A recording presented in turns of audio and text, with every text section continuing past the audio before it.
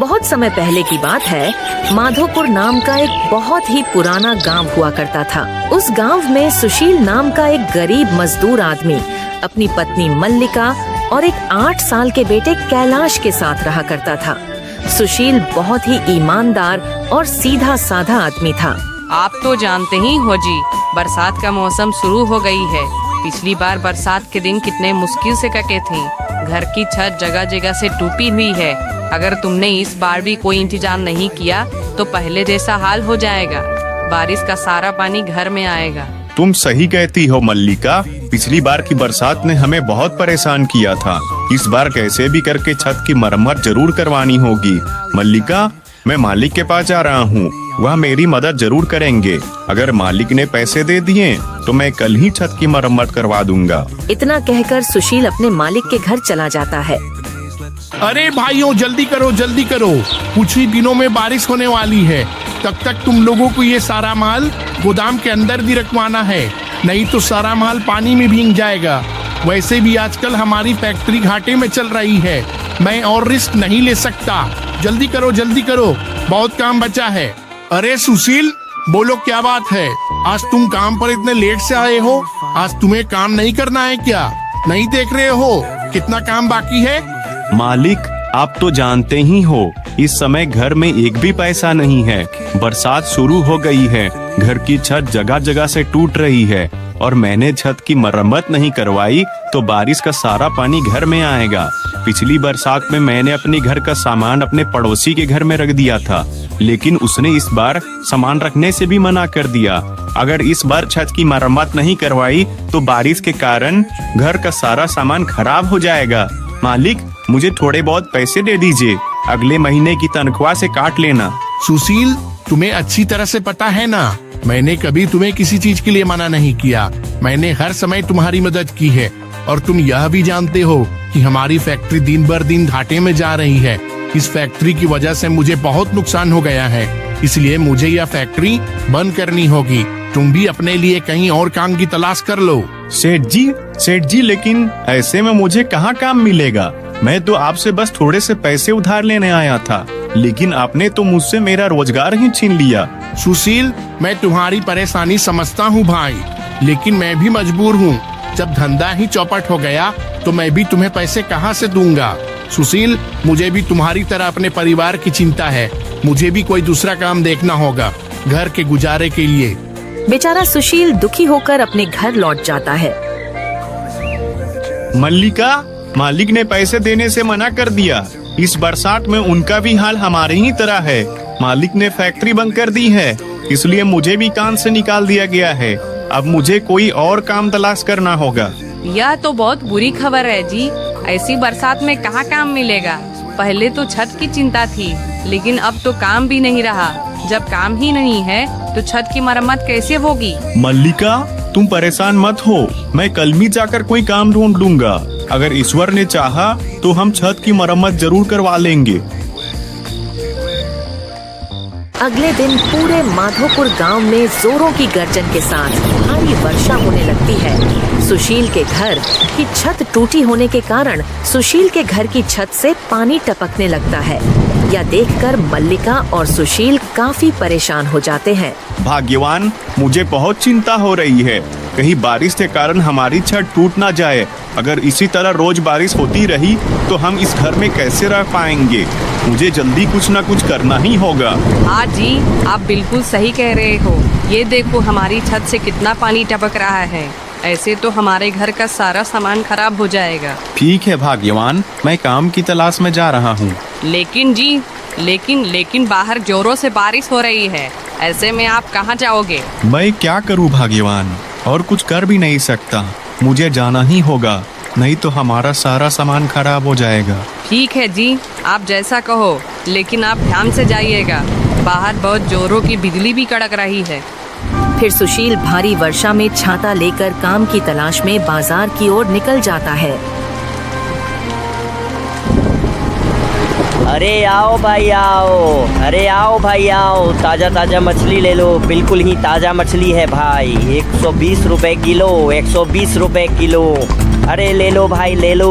अरे आओ भाई आओ, इससे अच्छा मछली पूरे बाजार में नहीं मिलेगा भाई। अरे ओ मछली वाले भैया, मछली कैसे किलो दे रहे हो भाई? अरे 120 रुपए किलो है भैया, आपको लेना है तो बोलो। अरे नहीं नहीं भैया, मुझे मछली नहीं चाहिए। मुझे बस ये बता दो, तुम्हारे पास कोई मेरे लायक काम है? मैं कर दूंगा भाई, मुझे काम की जरूरत थी। अरे भैया, मैं तुम्हें क्या काम दे सकता हूँ? मैं तो एक साधारण सा गरीब मछली वाला हूँ।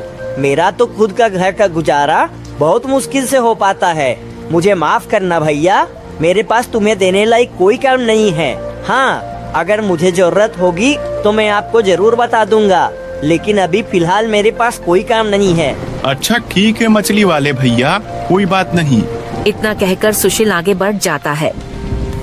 सुशील पूरा दिन काम की तलाश करता है, लेकिन उसे कहीं भी काम नहीं मिलता है। फिर सुशील चाय वाले की दुकान पर जाकर बैठ जाता है। अरे भाइयों, आप लोगों ने सुना? आज अखबार में आया है कि इस बार बहुत जोरों की बारिश होगी, लगभग 1 महीने तक लगातार, और बाढ़ आने का खतरा भी है। अरे भाई, ये कैसी बात कर रहे हो? ईश्वर ना करे ऐसा हो। अगर 1 महीने तक लगातार बारिश होगी तो किसान और गरीब लोग कैसे जिएंगे? बारिश की वजह से सारी फसलें मर जाएंगी और गरीब लोग का कारोबार भी बंद हो जाएगा। अरे सुशील भाई, अखबार में लिखा है, मैं तो बस वही बता रहा हूँ। अरे सुशील भाई, तुम चिंता क्यों करते हो? अखबार वाले तो कुछ भी उल्टा सीधा छाप देते हैं, जिससे अखबार ज्यादा बिके। मैं तो तुम्हें लीक कर देता हूँ, ऐसा कुछ नहीं होने वाला है, और होगा वही जो ईश्वर चाहते हैं। पिछली बार अखबार में छपा था कि इस बार बिल्कुल भी बारिश नहीं होगी, लेकिन हुआ उसका उल्टा। पिछली बार कितनी बारिश हुई थी। अरे मेरी तो दुकान भी चूने लगी थी, इसलिए अखबार में छपी बातों पे ध्यान मत दिया करो। मुझे लगता है तुम सही कह रहे हो, हमें अखबार की बातों पर विश्वास नहीं करना चाहिए, लेकिन हाँ, हमें होशियार रहना चाहिए, ताकि अगर कुछ समस्या आए तो हम तैयार रहें। सुशील को उन दोनों आदमियों की बात अजीब लगती है, इसलिए वह वहाँ से उठकर अपने घर चला जाता है। मल्लिका, मैंने हर जगह काम तलाश किया, लेकिन कहीं भी मुझे काम नहीं मिला। अब तुम ही बताओ, मैं क्या करूं? क्या आप ये क्या कह रहे हो जी? अब तो घर का राशन भी खत्म हो गया है, और सुबह से कैलाश की तबीयत भी बहुत खराब हो रही है। उसका सारा शरीर गर्म हो रहा है, मुझे लगता है उसे बुखार है। तुम उसके लिए दवाई ले आओ। लेकिन मल्लिका, मेरे पास तो एक भी पैसे नहीं है, फिर मैं कैलाश के लिए दवाई कहाँ से लाऊं? जी, अगर कैलाश को इलाज नहीं मिला तो उसकी हालत और भी बिगड़ सकती है। तुम्हें जल्दी कुछ करना होगा। लेकिन मल्लिका, मेरे पास एक भी रुपया नहीं है, ऐसे में कैलाश के लिए दवाई कहाँ से लाऊं? हाँ, हम एक काम कर सकते हैं, चलो हम वासु के घर चलते हैं। वो मेरा बचपन का दोस्त है, वो मेरी मदद जरूर करेगा। फिर दोनों तुरंत ही भारी वर्षा के बीच में ही छाता लेकर वासु के घर जाते हैं। वासु, अरे ओ भाई वासु, दरवाजा खोलो भाई, घर पर हो कि नहीं? अरे इतनी रात में कौन है भाई? रुको, आता हूँ। अरे भाई सुशील, तुम लोग यहाँ इतनी रात को इस भारी वर्षा के बीच यहाँ क्या कर रहे हो? कोई समस्या हो तो बताओ। वासु भाई, मेरा बेटा कैलाश बहुत बीमार है, अगर उसे जल्दी से कोई इलाज नहीं मिला तो उसकी हालत बहुत ही ज्यादा बिगड़ जाएगी। तुम मुझे थोड़े से पैसे उधार दे दो, मैं तुम्हारा एहसान जिंदगी भर नहीं भूलूंगा भाई। सुशील, मैं तुम्हारी पीड़ा समझ सकता हूँ भाई, लेकिन देखो मेरे हालात भी कोई अच्छे नहीं हैं।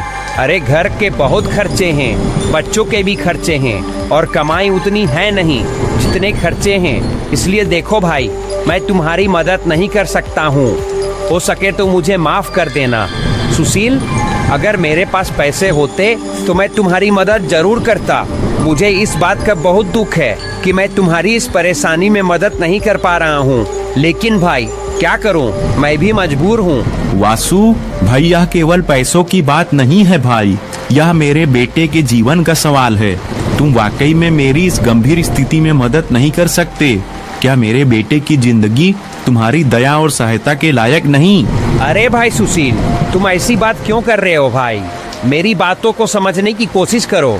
मैं सचमुच तुम्हारी मदद करना चाहता हूँ, लेकिन मेरे खुद के हालात इस समय सही नहीं है भाई। मुझे पूरी उम्मीद है कि कोई ना कोई तुम्हारी मदद जरूर करेगा। इतना कहकर वासु अपने घर के अंदर चला जाता है। दोनों पति पत्नी यह सुनकर और भी ज्यादा दुखी हो जाते हैं। कौन था जिस दरवाजे पर जो इतनी जोर जोर से किवाड़ पीट रहा था? अरे राधा, वो मेरा भिखारी दोस्त सुशील था। उसका बेटा कैलाश बहुत ही ज्यादा बीमार है। उसके इलाज के लिए उधार पैसे मांगने आया था। मैंने साफ मना कर दिया उधार पैसे देने के लिए। लेकिन सुशील तो आपका बहुत ही अच्छा दोस्त है ना जी। उसने तुम्हारी मुश्किल वक्त में बहुत बार मदद की है, फिर तुमने उन्हें पैसे देने से क्यों मना कर दिया? अरे भाई, मैं कोई दानवीर नहीं हूँ जो किसी की भी मदद करता फिरूं। और रही बात दोस्ती की, दोस्ती केवल मैं तब तक रखता हूँ जब तक मुझे सामने वाले से फायदा होता है। चलो मानो मैंने उसे पैसे उधार दे दिए, लेकिन वो मेरा पैसा लौटाएगा कैसे? अब तो उसकी नौकरी भी चली गई है। मुझे लगता है आपको ऐसा नहीं करना चाहिए था। ईश्वर ना करे उसके बेटे को कुछ हो जाए। अरे तो मैं क्या करूं? मैंने सबका ठेका ले रखा है क्या? अगर हो गया तो हो जाने दो, वो जाने और उसकी पत्नी जाने। अरे मेरे अलावा और भी बहुत लोग हैं, कोई ना कोई उसकी मदद जरूर ही कर देगा। ईश्वर का डर कीजिए जी, मुसीबत आते देर नहीं लगती है। कहीं ऐसा ना हो तुम्हारा यह घमंड तुम्हें ले डूबे। अरे यह सब फालतू की बातें हैं, तुम इन बातों पर ध्यान मत दिया करो। वैसे भी ये कोई घमंड वाली बात नहीं है। अरे भाई, मेरा पैसा है, मैं किसी को दूं या नहीं दूं, मेरी मर्जी। उधर सुशील परेशान बेबस था। उसने सभी जानने वालों से पैसे उधार मांगे, लेकिन किसी ने भी उसे पैसे नहीं दिए। लोगों ने अलग अलग बहाने बनाकर उसकी मदद करने से मना कर दिया। कुछ ने कहा वह खुद भी परेशान है, कुछ ने कहा उनके पास पैसे नहीं है। उसकी स्थिति ऐसी हो गई कि वह सोचने लगा, क्या वास्तव में उसके लिए कोई नहीं है जो उसकी मदद कर सके? तभी कैलाश अपनी माँ से कहता है, माँ, मुझे बहुत ठंड लग रही है माँ। ठंड से मेरा पूरा शरीर कांप रहा है। आप कुछ करते क्यों नहीं जी? बच्चा मरने को तैयार है। अरे मरता है तो मर जाने दो, इसे भी पता चले कि यह गरीब बाप के घर में पैदा हुआ है। मैं थक चुका हूँ लोगों से पैसे उधार मांग मांग कर। कोई पैसे देने को तैयार ही नहीं है। जबरदस्ती छीन के तो नहीं ला सकता ना। ऐसा मत करिए जी, आप एक बार सरपंच जी के पास जाओ, वो हमारी मदद जरूर करेंगे। सरपंच जी से कहना हमारा बच्चा बीमार है, उसे इलाज की सख्त जरूरत है। सुशील तुरंत घबराहट में घर से निकलता है और सरपंच जी के घर पहुंच जाता है और सरपंच जी से कहता है, सरपंच जी, मेरा बच्चा कैलाश बहुत बीमार है, उसे इलाज की सख्त जरूरत है, लेकिन मेरे पास एक भी पैसे नहीं हैं जिससे मैं अपने बेटे का इलाज करवा सकूं।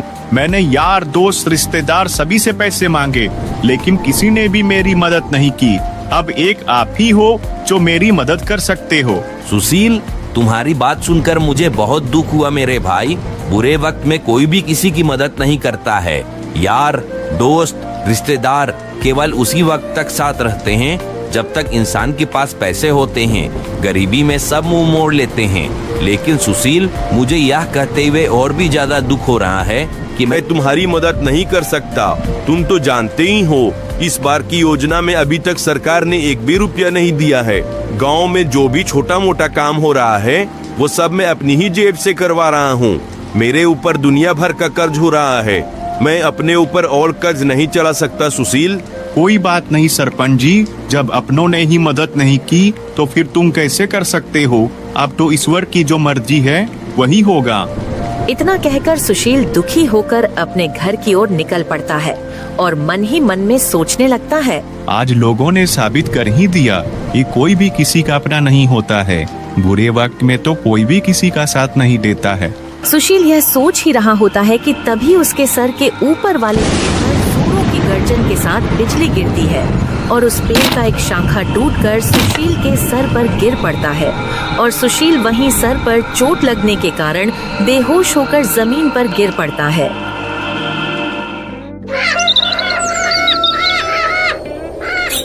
अगले दिन उसी रास्ते पर एक व्यापारी अपनी गाड़ी लेकर आ रहा होता है कि तभी उसकी नजर जमीन पर लेटे हुए सुशील पर पड़ती है।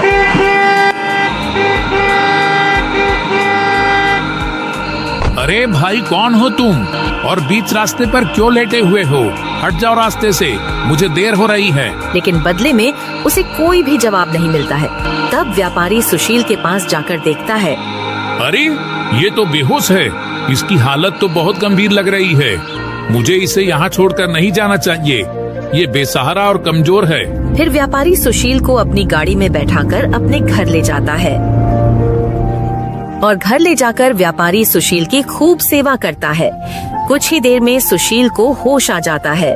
मैं कहाँ हूँ? मैं तो अपने घर जा रहा था, फिर यहाँ कैसे आया? मुझे जल्दी से अपने घर जाना होगा। तुम रास्ते पे बेहोश पड़े थे, इसलिए मैंने तुम्हें अपने घर ले आया। तुम्हारा अभी अपने घर जाना ठीक नहीं रहेगा। पहले तुम्हें आराम करने की सख्त जरूरत है, उसके बाद अपने घर चले जाना। आपने मेरी मदद क्यों की? आप तो मुझे जानते भी नहीं हो, फिर भी आपने मेरी मदद की, मुझे अपने घर ले आए और मेरे इतने अच्छे से ख्याल रखा। देखो छोटे भाई, जीवन में बस खुद की मदद करना ही काफी नहीं होता है, बल्कि हम सब एक दूसरे की मदद के लिए हैं। जब कोई इंसान परेशान हो तो हमारा फर्ज बनता है कि उसकी मदद करें। हो सकता है कि तुमने अब तक कई लोगों के बुरे पहलू ही देखे हैं, लेकिन मैं मानता हूँ कि अच्छाई भी इसी दुनिया का हिस्सा है। वैसे तुम बेहोश कैसे हो गए थे? तुम्हें देखकर ऐसा लगता है जैसे तुम्हारी हालत कुछ अच्छी नहीं है। जी, मेरा बेटा बहुत बीमार है। मेरे पास एक पैसा भी नहीं है जिससे मैं उसका इलाज करवा सकूं। मैंने सभी से अपने बेटे के इलाज के लिए पैसे उधार मांगे, लेकिन किसी ने भी मेरी मदद नहीं की।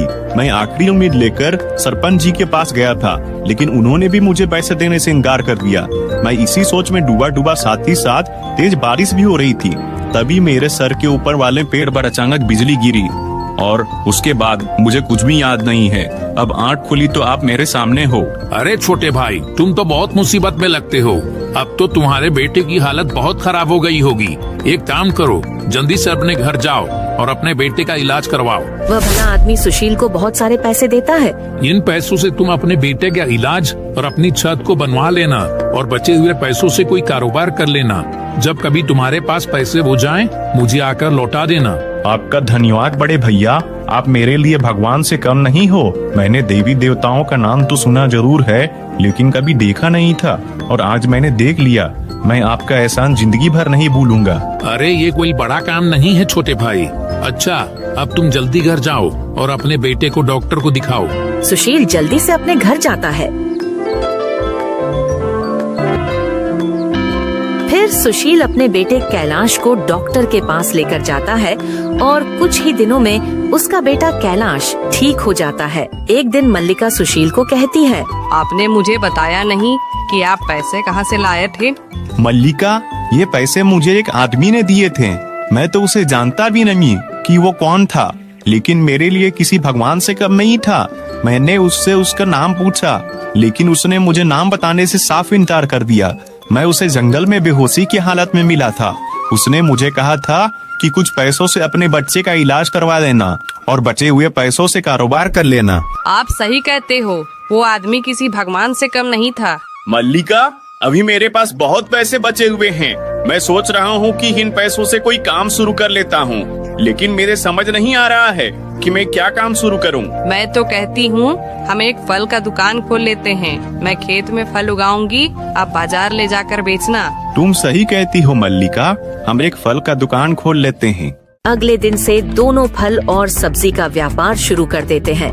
मल्लिका अपने खेतों में मेहनत से तरह तरह के फल और सब्जियां उगाती और सुशील उन फल और सब्जियों को बाजार में बेच दिया करता।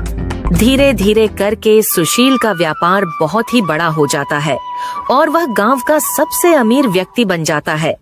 उसके ग्राहक चारों ओर फैले हुए थे। जमा किए हुए पैसों से सुशील एक अच्छा घर भी खरीद लेता है। यूं ही कुछ दिन गुजर जाते हैं। एक दिन जब सुशील घर पर होता है तो उसका दोस्त वासु आता है। सुशील, तुम्हारी भाभी की तबीयत बहुत खराब है भाई। घर में एक भी पैसा नहीं है जिससे मैं उसकी दवाई ला सकूं। तुम ही हो जो इस मुसीबत में मेरी मदद कर सकते हो। वासु भाई, तुम परेशान मत हो, मैं तुम्हें अभी पैसे दे देता हूँ। सुशील वासु को पैसे दे देता है। वासु ने सोचा था कि जैसे मैंने उसे पैसे उधार नहीं दिए थे, सुशील भी मुझे पैसे उधार नहीं देगा, लेकिन सुशील ऐसा नहीं था। सुशील सभी की मदद करता था। यह सब देखकर वासु को अपनी गलती का एहसास होता है और वह सुशील से कहता है, आज मुझे सच्ची दोस्ती की ताकत का एहसास हुआ मेरे भाई। जब तुम्हारी आर्थिक स्थिति कमजोर थी, मैंने तुम्हारे सामने अपने पैसे का दिखावा किया और तुम्हारे हालात का मजाक बनाया। मेरे घमंड और अहंकार ने मुझे अंधा कर दिया था कि मैंने तुम्हारी मदद करने से इनकार कर दिया। लेकिन अब समय ने मुझे एक बड़ा सबक सिखाया है। मुझे अपनी गलती का एहसास है। कृपया मुझे माफ कर दो सुशील। अरे भाई वासु, इसमें माफी की कोई बात नहीं है भाई। मैंने जो किया यह तो मेरा फर्ज था। तुम्हें अपनी गलती का एहसास हो गया, यही मेरे लिए सबसे बड़ी बात है। मैं तुम्हें दिल से माफ करता हूँ। अब तुम जल्दी जाओ और ख्याल रखो। वासु अपने घर चला जाता है। फिर सुशील अपनी पत्नी से कहता है, हमारे पास तो जमा पूंजी अच्छी खासी हो गई है और हमारा काम भी अच्छा चल रहा है। ऊपर वाले की दुआ से सब बढ़िया है। मैं सोच रहा था कि क्यों ना मैं उस भले आदमी को उधार पैसे दे आऊं। आप सही सोच रहे हो जी। उस भले आदमी ने इतने कठिन समय में हमारी मदद की थी। उसी की वजह से तो आज हम यहाँ तक पहुँचे हैं। अब तुम उसके पैसे लौटा आओ। सुशील उस भले आदमी के पैसे वापस करने के लिए निकल जाता है। जब सुशील घर पहुंचता है तो उसे वह भला आदमी नहीं मिलता है। उसे एक दूसरा आदमी मिलता है। अरे भाई, यहाँ पर पहले एक आदमी रहता था, मुझे उसी से मिलना है। कौन आदमी? नाम क्या है उसका? उसका नाम तो मुझे नहीं पता, लेकिन वो थोड़ा हट्टा कट्टा और दयालु स्वभाव का आदमी था। अरे भाई, यहाँ ऐसा कोई आदमी नहीं रहता है। पिछले 30 साल से तो इस घर में मैं ही रहता हूँ। अरे दादा, मुझे पूरा याद है। वो आदमी मुझे इसी घर में लेकर आया था। मैं इस घर में लगभग 5 घंटे रुका था। अरे क्यों फिजूल की बातें करके मेरा समय खराब कर रहे हो? मैं कितनी बार बताऊं कि यहाँ मेरे सिवा और कोई नहीं रहता है। अब यहाँ से तुम जाओ और मुझे काम करने दो। मल्लिका, आज मुझे बहुत अजीब स्थिति का सामना करना पड़ा। उस घर में जहाँ वह भला आदमी मुझे लेकर गया था ना, वहाँ मुझे वो आदमी नहीं मिला, बल्कि मुझे एक बिल्कुल ही अलग व्यक्ति मिला। उसने कहा कि वह उस घर में लगभग 30 साल से रहता है और उसके अलावा वहाँ और कोई नहीं रहता है। क्या आप पूरी यकीन के साथ कह सकते हो वो भला आदमी तुम्हें उसी घर में लेकर गया था? अरे हाँ, मुझे पूरी तरह से यकीन है। उस घर की पहचान मेरे दिमाग में गहरी बैठी हुई है। वो मुझे उसी घर में ले गया था और मैं वहाँ करीब 5 घंटे तक रुका था। लेकिन आज जब मैं उस घर में जाकर उस आदमी को खोजने लगा तो मुझे एक अलग ही व्यक्ति मिला।